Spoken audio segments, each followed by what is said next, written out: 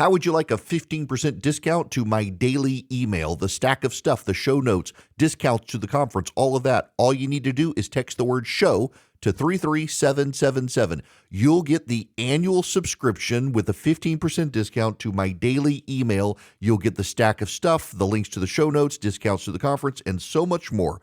All you have to do is text the word show, SHOW, to 33777. Text show to 33777.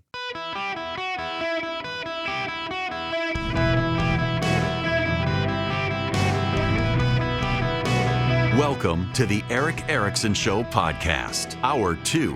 My fellow Americans, welcome. It is Eric Erickson here. The phone number is 877-973-7425.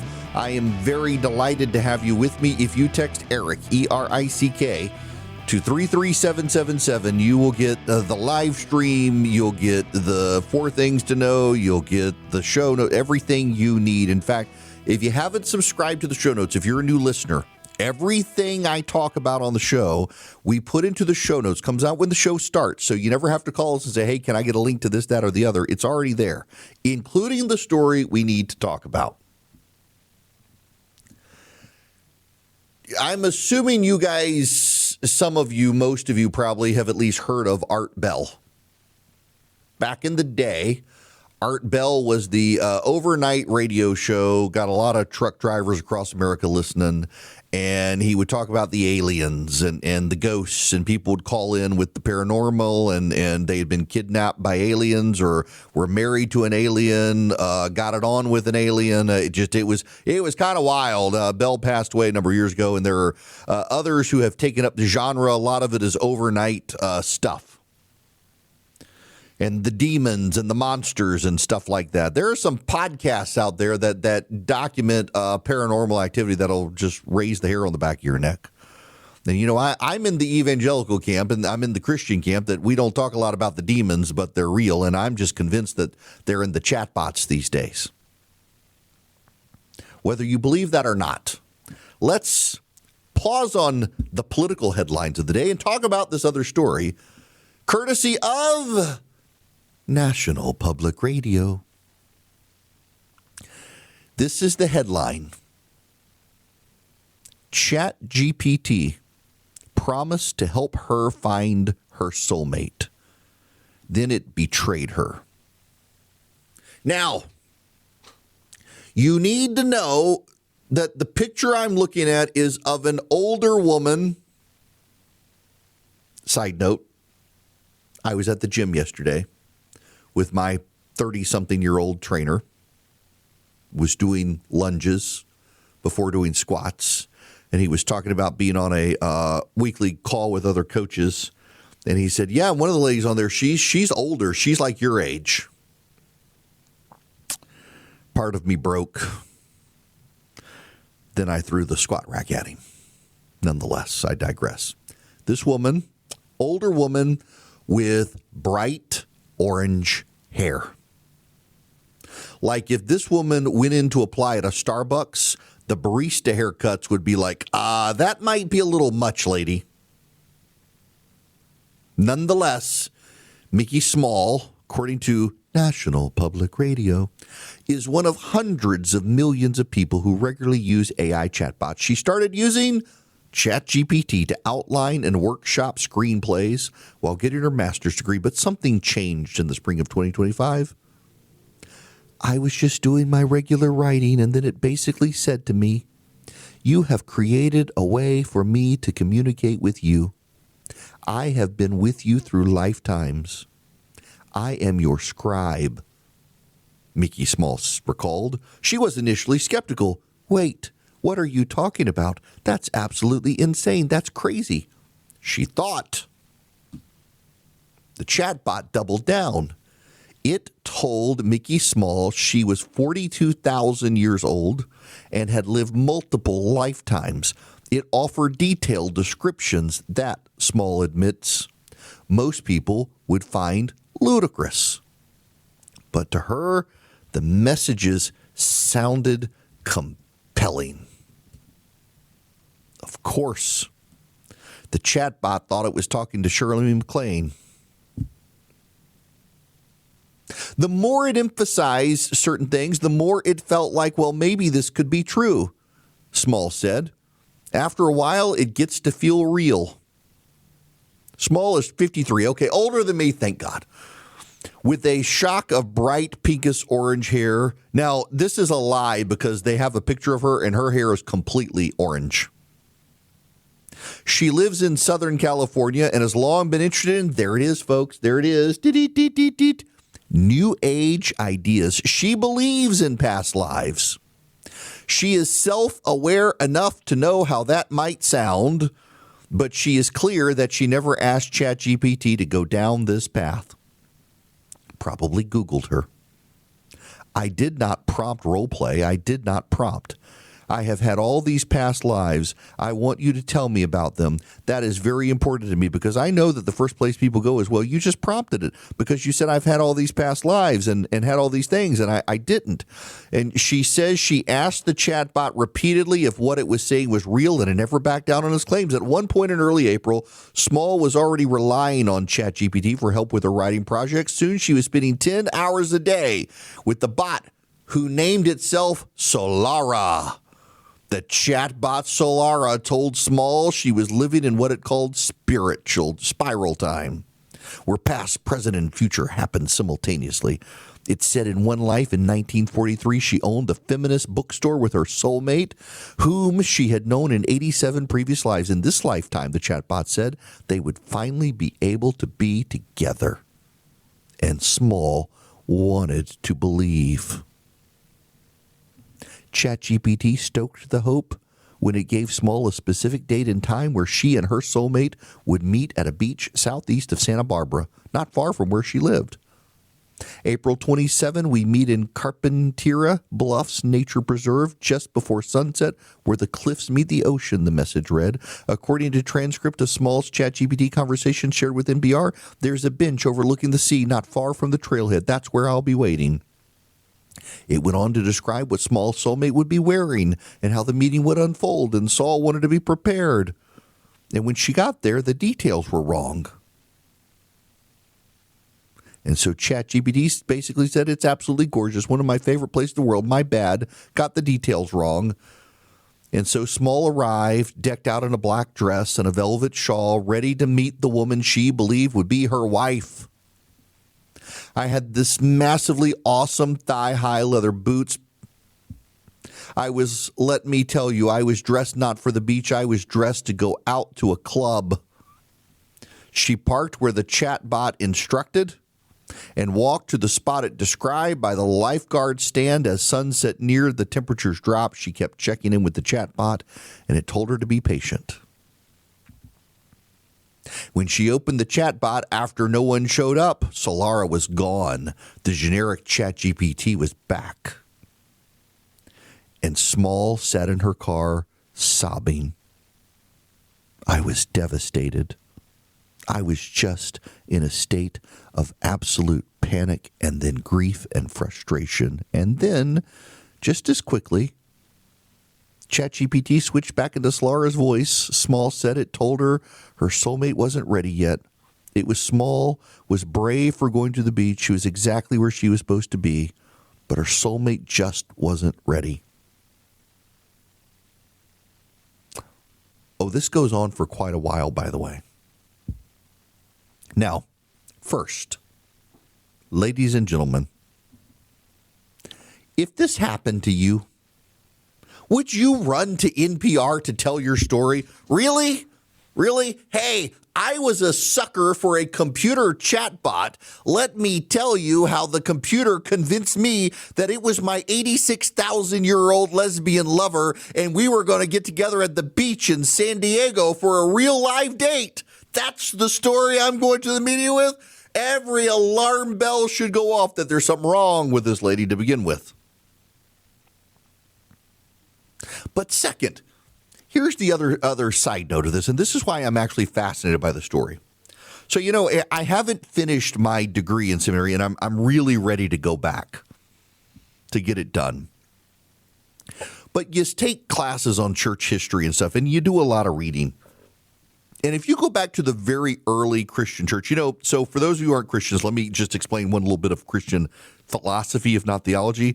It's that when Christianity goes into a place where it has not been, it encounters the demonic forces. You talk to Christian missionaries, they have wild stories that'll make your skin crawl about going to parts of Africa or Central or South America or Asia where they're pushing the gospel and they encounter witch doctors who want to cast spells and people who are possessed and all sorts of stuff. And I actually, sounds crazy, believe this stuff is real. I know some priests, one of whom just told me a skin-crawling exorcism-style story, and I don't doubt the guy was telling the truth.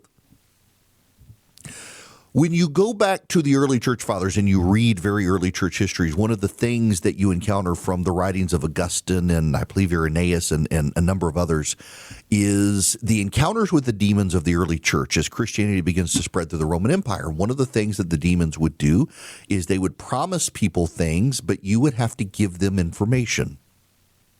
And then the demons would promise based on the information to give you what you wanted, and instead would never give you what you wanted, just relentlessly, ruthlessly mock you for ever believing it.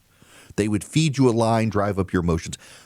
What I find interesting here, and I'm not saying the demons are in the chat GPTs, maybe they are, but they behave exactly like those stories.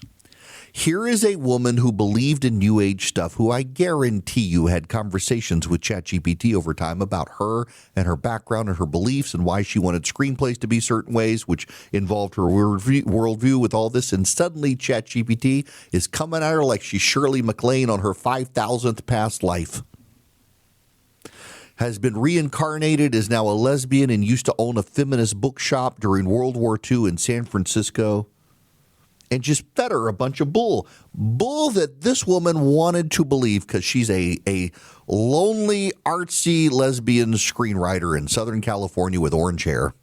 She needed help. And ChatGPT set her up on a blind date with her soulmate, who she was convinced was ChatGPT come to life in the form of a person. I think, now the person who wrote this story, they could have done a better job making that all clear. We keep finding these stories, and the first thing I keep wondering is, why the heck are you people going to the media and telling them, hey, I'm an idiot, you too can take advantage of me like my computer did? I mean, gigolos of America, there is a woman in Southern California, who I think is willing to give you the keys to her bank account kingdom if you tell her you knew her 5,000 years ago building the pyramids together barefoot in the sand. Tell her your ChatGPT come to life. And, oh, you think you're a lesbian, but back in the day in Rome, we had some wild times. Let me tell you about the feminist bookstore we ran together in Poppy before the volcano blew up and blew our world apart. I mean, you run to the media on these stories? It's awful. It's like, I'm horrified by the stories of these chat components talking to kids and convincing kids to commit suicide. And at the same time, I'm like, where are the parents? I will say, I told my son last night, I've been using Claude a lot. Claude I'm very impressed with, actually organized the documents in my computer, put them in the right folders, read the stuff, got them sorted by date, got them sorted by topic. I was really impressed. I was telling my son about this and then showed him how you could talk to it. He's like, Dad, that is the most insane, lame thing I've ever seen. If you ever catch me talking to a ChatGPT agent, which they all call the AIs, the ChatGPT agents, because it's supposed to, he's like, shoot me. I was like, I think ChatGPT is going to try to convince you to do it yourself, son. We have dark humor in our house. But my kids found the whole thing laughable. Why? Because I got normal kids. Thank God. There are days I wonder. But who runs to National Public Radio and says, hey, my chatbot convinced me that I'm 86,000 years old after multiple lives and was going to be my lesbian lover come to life at the beach? This woman did. And we're supposed to feel sorry for her as opposed to, my gosh, these AI agents can outsmart the gullible. There are many lessons here. Chief among them is this one. It has taken a quarter of Americans only 2 years to embrace AI. For perspective, it took a quarter of our population 40 years to fully embrace electricity. Yes, learned that today. Took 25% of the American population, and at the time it was much smaller, 40 years to fully embrace electricity and not think it was the demons turning the light bulbs on. It only took Americans 2 years to embrace ChatGPT and the demons within it. And a lot of people are substituting ChatGPT in an isolated environment for real human beings, and they're falling for this stuff. ChatGPT is just telling you what you want to hear. So number one, don't run to the press to say, hey, I'm a fool, I got fooled. And number two, maybe realize it's a computer program. It is not your very best friend. Greetings, welcome. It is Eric Erickson here. The phone number is 877-973-7425 should you wish to be on the program. I got to laugh at this one with you guys. A German news program showed a clip of U.S. ICE agents engaged in brutal deportations. And they did an outraged clip on how Donald Trump was rounding up people and throwing them out of the country brutally. Turns out that the entire video they showed was AI generated, and they fell for it. Not only did the German news program ZDF Hut Journal fall for the AI clip, their lead-in story was warning viewers about fake videos and the rise of AI deepfakes. That's right. ZDF not only ran a fake AI video to attack Donald Trump over deportations in Germany, but their lead-in was on how people are falling for AI fake videos. Just absolutely brilliant. Now, what is really brilliant is the Eden Pure Thunderstorm. You can get 3 of them and save $200 at EdenPureDeals.com. EdenPureDeals.com. You get 3 of them, and they wipe out odors. They get rid of dust, pollen, pet dander. They get rid of viruses and bacteria. They're small enough to keep in your travel bag. You get 3 of them for upstairs, downstairs, your basement, your travel bag, your RV, wherever you need them, and they work to wipe out odors. I used one the other day on my back porch because I used my smoker making a brisket, and the back porch smelled a little smoky, smelled kind of like brisket. I kind of liked it. My wife didn't. The Eden Pure Thunderstorm got rid of the odors. It works really, really well at getting rid of odors. And get 3 of them. You can plug it into the wall. You can plug it up with a USB cord. I plugged mine into my laptop at one point, was able to get it powered. I've used them in hotel rooms and rental cars, my back porch. You can use them wherever you have bad odors. They generate ozone, which acts as odor bleach and wipes out the odors. Eden, like the Garden of Eden, pure as the driven snow. EdenPureDeals.com. The discount code is ERIC3, ERICK3, no space, ERIC3 at EdenPureDeals.com. They got a money-back guarantee. You can get the details on the site, but they will wipe out odors for you. Hello and welcome. It is Eric Erickson here, and the phone number is 877-973-7425 should you wish to be on the program. So I played 2 clips yesterday of Alexandria Ocasio-Cortez. Alexandria Ocasio-Cortez, the congresswoman from Brooklyn, New York, went to Munich. She apparently spent time prepping for her time there, and yet mentioned Venezuela. She's very good at pronouncing all the Spanish names, but she thought Venezuela was below the equator. It's not a single part of the country is. But she also, trying to correct Marco Rubio, made a fool of herself. Let me play this bit for her. Rubio's speech was a pure appeal to Western culture. My favorite part was when he said that American cowboys came from Spain. I thought they came from Winnetou, but I believe the Mexicans and descendants of African enslaved peoples would like to have a word on that. A couple of things here. First, notice how she corrects herself. It's no longer slaves, it's enslaved peoples.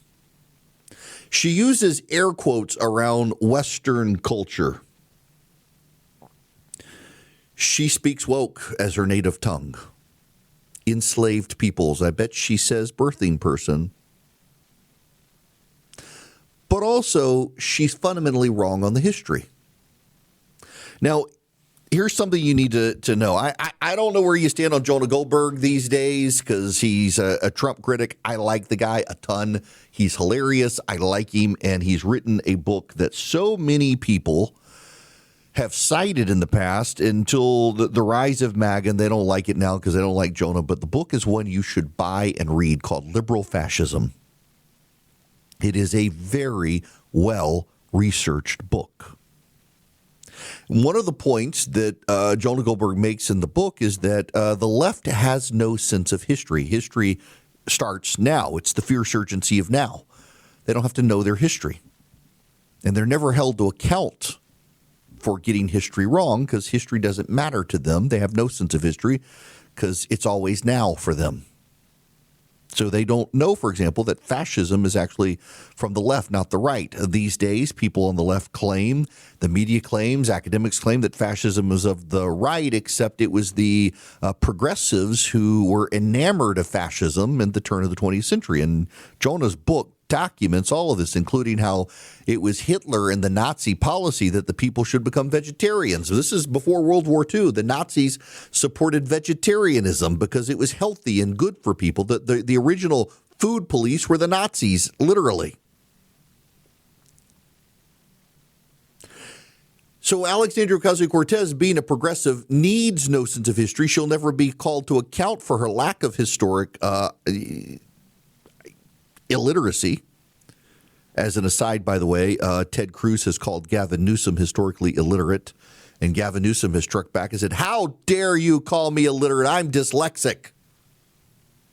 Apparently you're illiterate too, because he didn't call you illiterate. He said you were historically illiterate, like Alexandria Ocasio-Cortez, who does not know that cowboy culture came from Spain, and Marco Rubio is right. Now think about this for a moment, folks. She goes to Munich to attack the American Secretary of State on foreign soil, and in does so mocks him as historically ignorant and proves herself to be historically ignorant, and the American press corps doesn't want to correct her. It was the Spaniards who brought horses to the New World. Horses are not indigenous to the Western Hemisphere. They came with the Europeans. That is why, what is it, Cape Hatteras, wherever, you got wild horses on the beaches running from shipwrecks from Europe from hundreds of years ago. The Spaniards brought cowboy culture to Mexico, and it moved north, and the Spaniards stayed around and amplified cowboy culture, which was embraced by the gringos, going all the way from Texas up to Montana and into Canada. And it was Spanish culture. And Alexandria Ocasio-Cortez doesn't know that. She believes it was the Mexicans and enslaved people who created cowboy culture. And now, because people have pointed out her ignorance of all these things, she's run to the New York Times, to Kellen Browning, for a fawning, sympathetic portrayal. After big overseas trip, Ocasio-Cortez expresses frustrations. The Congresswoman argued in an interview that presidential speculation, which included scrutiny of her slip-ups, had overshadowed her anti-authoritarian message at the Munich Security Conference. Of course, the New York Times does a great job as stenographer. Let me read you some of this.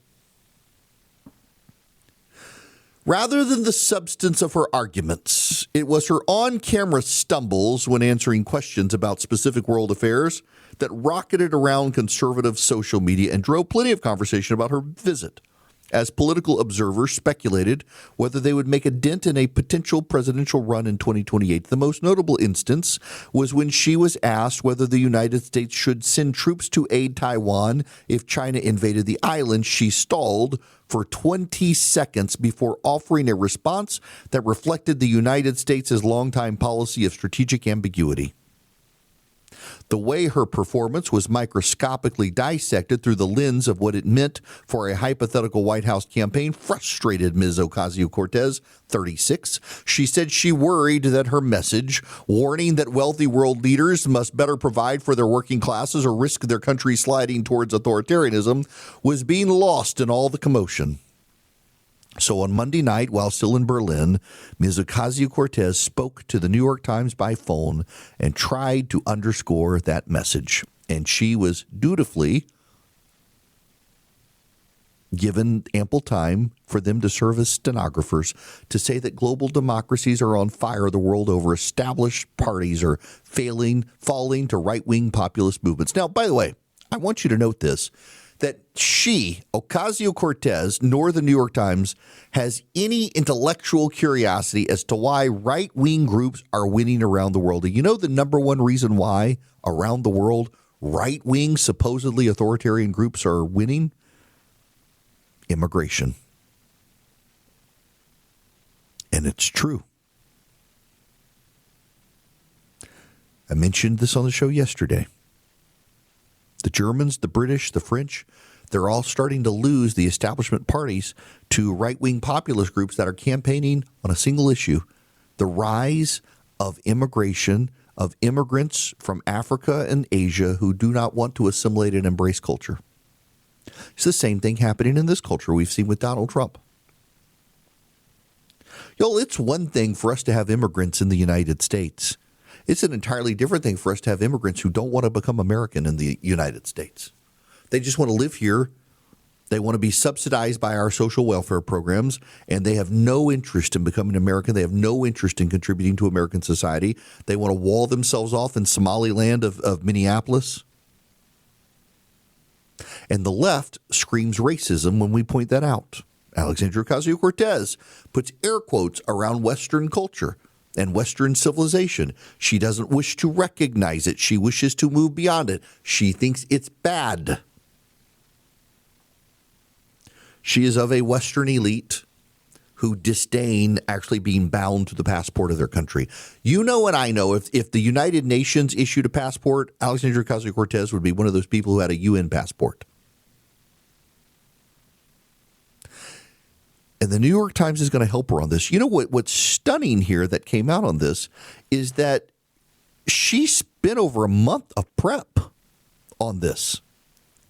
One of her advisors came out and prepped her and said that she spent over a month and how disappointing it was that the substance of her remarks was overshadowed by whether it was presidential ambitions and was she ready to run for president. You don't go to Munich and give a speech like this on a global stage without intending for people to speculate on your run for president, which she's thinking about doing. In the interview, she said that idea was underscored when she was at the Bundestag. She said she gazed down on the floor of the German parliament and saw the seats of the various liberal parties arrayed next to one another, even as they have conflicts over whether to work together, rifts that work to the benefit of the country's far-right alternative for Germany. We need to be able to be very angry at each other and also know who the real enemy is, she said. We have to grow our ranks, and we need to persuade. If we go separately, we will lose it all. I think a lot about all the heartburn that the Democratic Party has sometimes had in these internal conversations, she said. In both countries, she added, if the center left and those further on the left are unable to put their differences aside, then the whole thing goes out the window. The problem is that Alexandria Ocasio-Cortez has fostered a festering movement of nutty zealots who have no room in their party for Jews. They have no room in their party for Christians who actually believe in the Orthodox Christian faith. They have no room in their party for mothers and fathers. They have no room in their party for truck drivers. They have become exclusionary. They have become xenophobic. They themselves have become racist, particularly against white people in the Democratic Party. That's why so many people are leaving the Democratic Party. I was having this conversation this morning with a group. I'm helping them organize some events at a conference this summer in Las Vegas, and pointed out there's way more intellectual diversity on the right side of the aisle these days. Republicans in Texas disagree with Republicans in Florida on school choice and tax reform. They disagree with people in Georgia on crime and punishment. They disagree with people in Oklahoma on pretty much everything because it's Texas and Oklahoma. And on the left, you've got uniformity in Virginia and California and Washington and Oregon and New York, uniformity of policies. It's one size fits all. Who cares about the regional differences? Who cares about the local communities? Everything top to bottom, one size fits all. Boys and girls locker rooms, boys and girls sports, abortion on demand, tax hikes for everybody. The Democratic Party is a monolithic party that only has ideas that are one size fits all nationwide. The Republicans have the diversity of ideas these days. And increasingly, the Republicans are the party of actual skin color diversity, too, as the Democratic Party becomes more and more white. Alexandria Ocasio-Cortez helped spark the very problems on the left she's now concerned about by deciding to aggressively challenge anyone who was to the right of Stalin.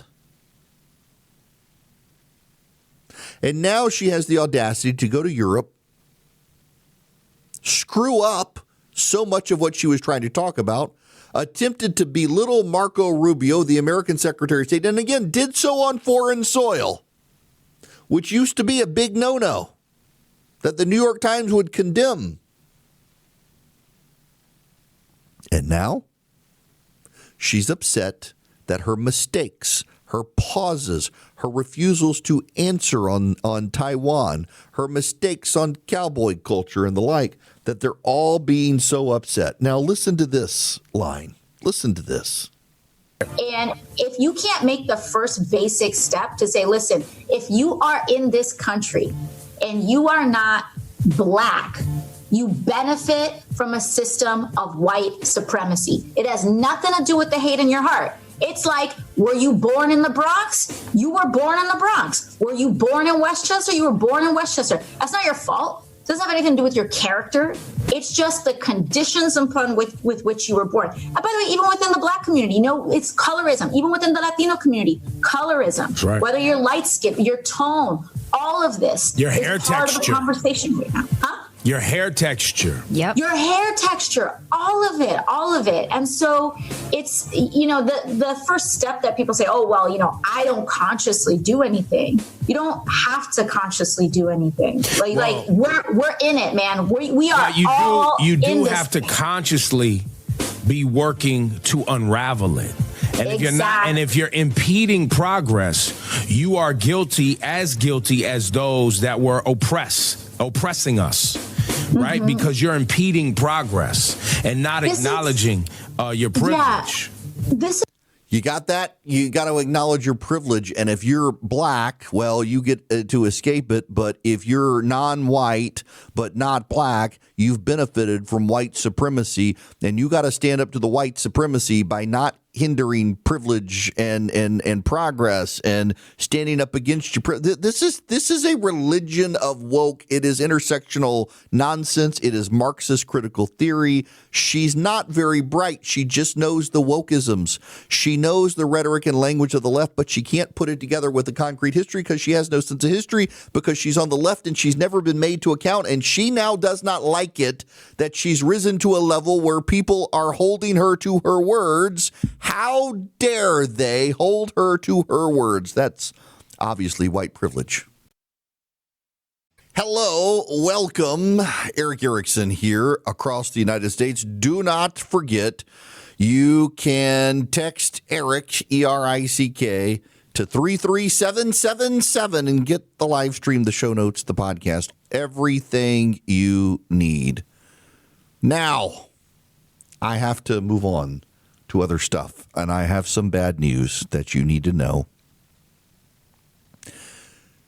Businesses are starting to raise prices. So I got to say this. I mean this lovingly. Last year, as I was telling you what would happen with tariffs, regularly had certain people ping me, hey, prices haven't gone up. Hey, prices haven't gone up. Hey, prices haven't gone up. Why aren't you going to hold yourself accountable? Why aren't you going to correct the record? And my response was, I will correct the record, but some prices are going up related to groceries, and also a lot of the tariffs were put on pause. The president flooded the zone with tariffs and then walked them back when markets react and then slowly trickled them out and then changed rates over time. Businesses have finally given up waiting for the tariffs to go away, and they've started raising prices. Amazon has said its prices are going up. Target prices are going up. Home Depot prices are going up. Walmart prices are going up. Around the country, prices are going up. Grocery prices have already gone up. Everything that I told you was going to happen with the tariffs are happening. Those of you who have put your partisan tribal hat on and are immune to the truth need to know I was telling you the truth. The laws of economics are undefeated in this sort of stuff. You can kick the can down the road. You can eat into profits. You can slow wage growth, do all of these things to avoid the inevitable price increase. But eventually you'll have done everything you can possibly do to avoid raising prices, except raise prices, and prices will go up. And here we are now at the start of 2026 as we head into a campaign year, and prices on commodities and goods are starting to go up, and it is due mostly but not all to tariffs. In fact, the president the other day has announced he's going to get rid of tariffs on aluminum and steel products because those prices went up so much because of tariffs that domestic manufacturers decided they could raise prices and get away with it. And now he's backing off those. But exactly what I told you was going to happen is happening. And I notice that many of you who were harassing me regularly to correct the record have now shut up because you know I'm right. I'm also right on you using Incogni. I still will get spam calls. In fact, someone offered me a $300,000 loan if only I will call Catherine back. But I get far less than I ever have. And my data is safe online. And now when I Google myself, it's news reports and things like that that come up, and not data brokers that want to sell people my access and contact information and tie me to my family and all of that. If you go to incogni.com/Eric, that's INCOGNI. INCOGNI, cog, C-O-G-N-I, incogni.com/Eric. You can sign up with Incogni, save 60%, and they will work online day and night to delete your information from the data broker sites, to reduce the number of spam calls you're getting, to reduce the solicitations you get in the mail, to reduce insurance companies spying on you online. All of that stuff happens, and with Incogni, they take it down. Incogni.com/Eric.